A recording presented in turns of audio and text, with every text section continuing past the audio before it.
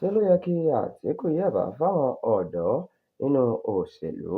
Victor Osimhen, sẹ́nitọ̀ tó ń ṣojú àárín gbùngbùn ìpínlẹ̀ Anambra nílé ìgbìmọ̀ aṣòfin àgbà orílẹ̀-èdè yìí, Victor Osimhen ní ohun tí òun ń retí ni kí igbákejì ààrẹ orílẹ̀-èdè yìí àná Alhaji Atiku Abubakar yẹ̀bá fáwọn ọ̀dọ́ tó ní èròńgbà láti dipò òṣèlú mú nínú ẹgbẹ́ African Democratic Congress ṣáájú ìdìbò ọdún 2027.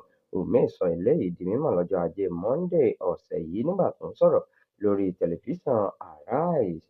Gẹ́gẹ́ bó ṣe wí, ẹni àbábálábà ní bàbá. Ó ní Àtíkù kìí ṣe ẹni téèyàn lè fọwọ́ rọ́ sẹ́yìn nínú ọ̀rọ̀ òṣèlú, ṣùgbọ́n láti ìgbà tó ti ń díje láti ọdún 2003 ṣe ló yẹ kó jẹ́ olùdámọ̀ràn fáwọn ọ̀dọ́ tó ń bọ̀ lẹ́yìn rẹ̀ dípò kóun gan tún máa gbàpótí ìbò.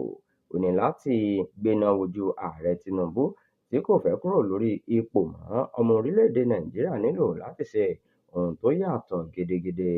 Ó ní ó ya òun lẹ́nu bí Alhaji Atiku Abubakar ṣe sọ nínú ìfọ̀rọ̀wánilẹ́nuwò kan lórí tẹlifíṣàn Arise pé ìgbà ìkẹyìn tóun yóò díje ni èyí tí yóò wáyé lọ́dún 2027. Osimhen sọ síwájú pé kò yẹ kí Àtíkù tiẹ̀ ní èròńgbà láti dupò kankan rárá.